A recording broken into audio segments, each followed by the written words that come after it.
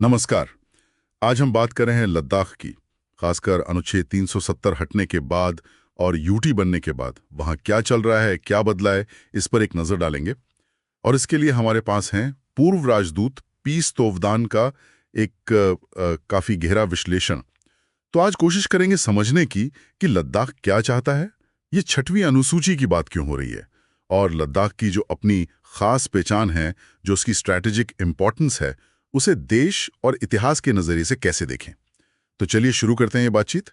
सबसे पहले बात करते हैं अनुच्छेद 370 के हटने की और लद्दाख की यूटी बनने की।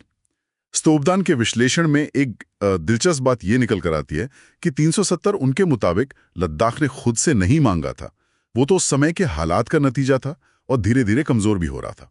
हाँ बिल्कुल। यूटी का दर्जा, हाँ वो जरूर मांगा गया था, वो एक पुरानी मांग थी, लेकिन जिस तरह से ये मिला उसे वो एक शॉर्टकट जैसा मानते हैं। सही। मतलब कि ये शायद राजनीतिक मजबूरियों का नतीजा ज्यादा था, न कि एक पूरी सोची समझी डेवलपमेंट की प्रक्रिया का। हाँ, और यहीं पे सवाल उठता है कि मांग तो पूरी हो गई, फिर भी प्रक्रिया पर सवाल क्यों?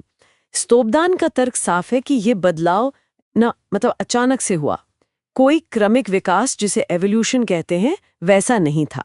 और इसके क्या क्या असर होंगे, शायद ये उस वक्त पूरी तरह सोचा नहीं गया। वो हिमाचल प्रदेश का उदाहरण है। देखिए, उसे राज्य बनने में करीब 30 साल लगे, कई पड़ाव आए जिससे वो तैयार हो सका। तो ये जो तेजी थी, इसके अपने जोखिम हो सकते हैं। अच्छा, तो यूटी बनने के बाद ये 6वीं अनुसूची की मांग इतनी तेज कैसे हो गई? स्तोवदान इसे एक भावनात्मक मुद्दा मानते हैं। हाँ, काफी हद तक एक इमोशनल मुद्दा बन गया है। हालांकि उनकी अपनी राय थोड़ी अलग है इस पर। अच्छा। उन्होंने हिमाचल जैसे किसी मॉडल का सुझाव भी दिया था, लेकिन शायद तब उस पर उतना ध्यान नहीं दिया गया और फोकस 6वीं अनुसूची पर ही रहा। वो लद्दाख के लिए ट्राइबल यानी जनजातीय दर्जे की बजाय वो टेरिटोरियल बुद्धिस्ट यानी क्षेत्रीय बौद्ध पहचान के आधार पर थी। टेरिटोरियल बुद्धिस्ट ये क्या है? मतलब ट्राइबल से कैसे अलग है ये? देखिए, उनका मानना है कि ट्राइबल स्टेटस तो एक संवैधानिक व्यवस्था है जो शायद आगे चलकर बदल भी सकती है, लेकिन लद्दाख की जो पहचान है वो सिर्फ आदिवासी होने तक सीमित नहीं है।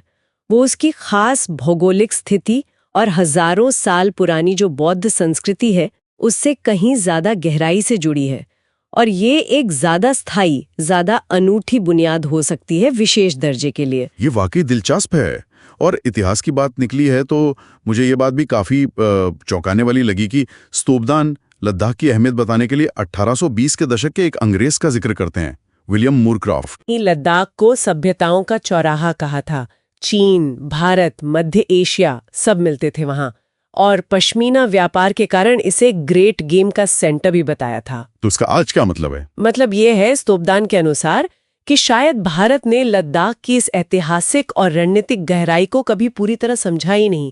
मूरक्राफ्ट ने तभी देख लिया था कि लद्दाख कितना महत्वपूर्ण है, सिल्क रूट का हिस्सा था, पश्मीना सोने जैसा था, कि लद्दाख को सिर्फ मजहबी नजरिए से नहीं बल्कि इस ऐतिहासिक और भू राजनीतिक चेतना के साथ देखने की जरूरत है हमें। सही है। और संस्कृति की बात भी वो बड़े अलग ढंग से करते हैं, मतलब सिर्फ नाच गाना या म्यूजियम की चीज नहीं मानते संस्कृति को। बिल्कुल नहीं, वो इसे एक आर्थिक ताकत, एक इकोनॉमिक एसेट के रूप में लद्दाख की संस्कृति को उसकी अर्थव्यवस्था से, उसकी जीडीपी से जोड़ा जाना चाहिए। अच्छा, जैसे थाईलैंड है या चीन है, वो कैसे बौद्ध धर्म का इस्तेमाल पर्यटन और अर्थव्यवस्था को बढ़ाने के लिए करते हैं। तो सोचने वाली बात है कि क्या लद्दाख की अपनी चीजें जैसे गैलुम केसर, महाकाव्य हैं या दूसरी मौखिक परंपराएं हैं, स्थानीय कलाएं हैं, क्या वो सिर्फ प्रदर्शन के लिए है या उन्हें भी एक आर्थिक मॉडल में बदला जा सकता है? वो बाहरी नकल से, जैसे बॉलीवुड वगैरह की नकल से, अपनी असल पहचान खोने के खतरे पर भी आगाह करती हैं। उनका जोर है कि अपनी अंदरूनी ताकत को पहचानो और उसे आर्थिक अवसर में बदलो। और अभी हाल में जो डोमिसाइल अधिसूचना आई थी उस पे स्तोवदान का क्या कहना है? स्थानीय प्रतिक्रिया तो मिली जुली थी शायद। हाँ, उस पे उनका नजरिया ये है कि स्थानीय लोग चाहे जो भी सोचें, ये सरकार की तरफ से लद्दाख को बाकी भारत के साथ जोड़ने की कोशिश है। तो आखिर में स्तोवदान का मुख्य संदेश क्या है?